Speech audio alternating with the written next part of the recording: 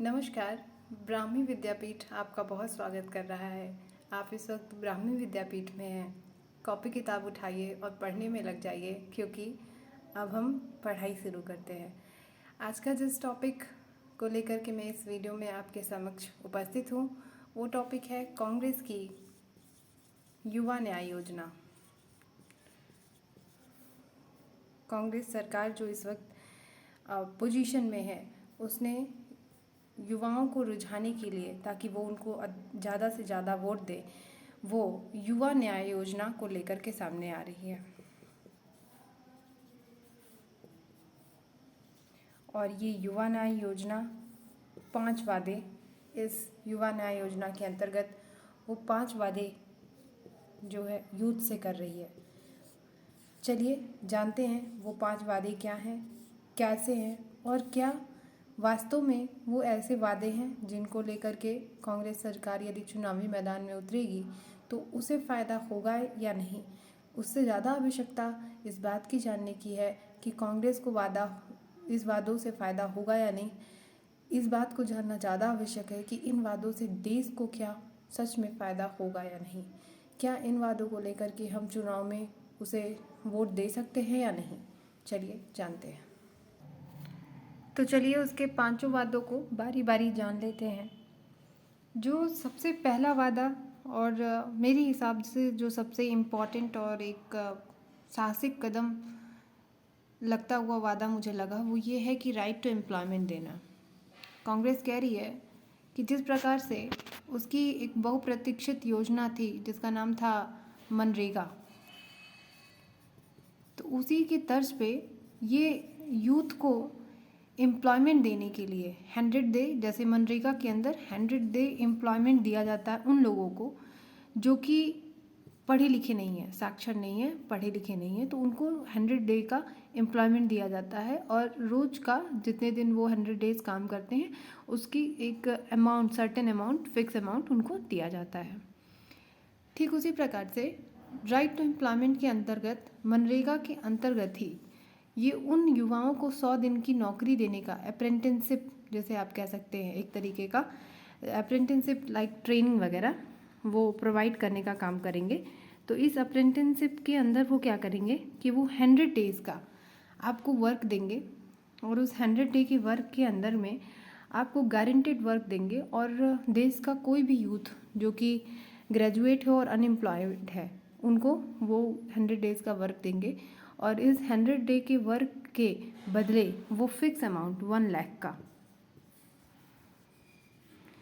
लाख का fix amount देंगे। तो ये उनका पहला वादा है, राइट टू एम्प्लॉयमेंट। सेकेंड वादे की तरफ आते हैं। इस वक्त पेपर लीक का मुद्दा हर किसी के लिए सबसे ज़्यादा एक चर्चा का विषय बन चुका है। किसी भी राज्य से आप बिलोंग करते हो, कहीं के भी आप विद्यार्थी हो, स्टेट गवर्नमेंट, सेंट्रल गवर्नमेंट, कहीं का भी पेपर हो, पेपर लीक हो जाना, पर रिज़ल्ट नहीं दे पाना, घोटाले होना, ये सब कुछ एक आम बात बन चुकी है। बावजूद इसके कि तमाम तरह की सतर्कताएं बरती जा रही हैं। कांग्रेस कह रही है कि ऐसा इसलिए हो रहा है क्योंकि सरकार सरकारी पेपर के लिए प्राइवेट वेंडर्स को चुन रही है। सीबीटी मोड में जो परीक्षाएं होती हैं, कंप्यूटर बेस्ड टेस्ट जिसे हम कहते हैं, वो उसका पेपर जो होता है, पेपर बनाने से लेके पेपर कराने तक का काम प्राइवेट कंपनियां कराती हैं। कांग्रेस सरकार का कहना है कि जैसे ही वो पावर में आएंगे, सत्ता में आएंगे, वो सरकारी वेंडर्स को सौंप देंगे।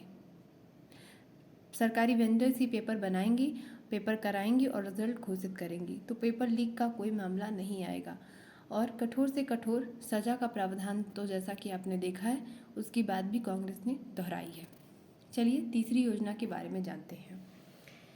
तीसरी योजना के अंतर्गत ये स्टार्टअप इंडिया और स्टैंड अप इंडिया की बात करते हैं।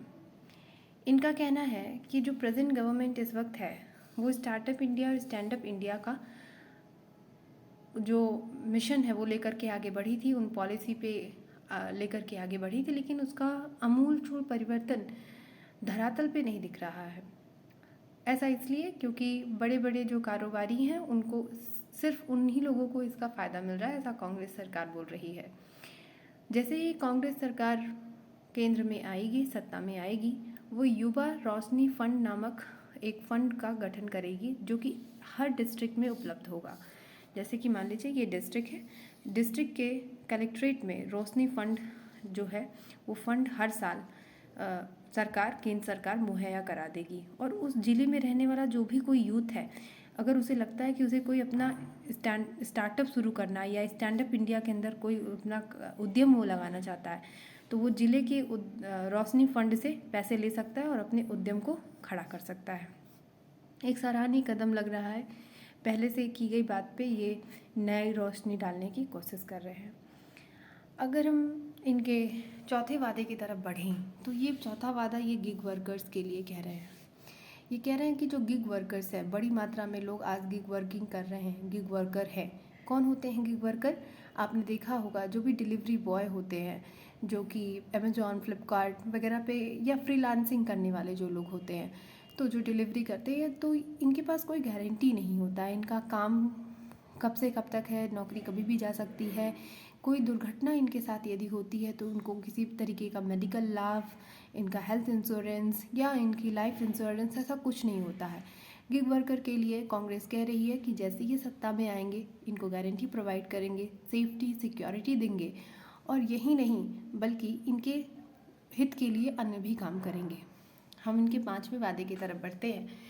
5वां वादा ये कर रहे हैं कि प्रेजेंट गवर्नमेंट में 30 लाख से अधिक पद इस वक्त खाली चल रहे हैं, ये वैकेंट सीट है।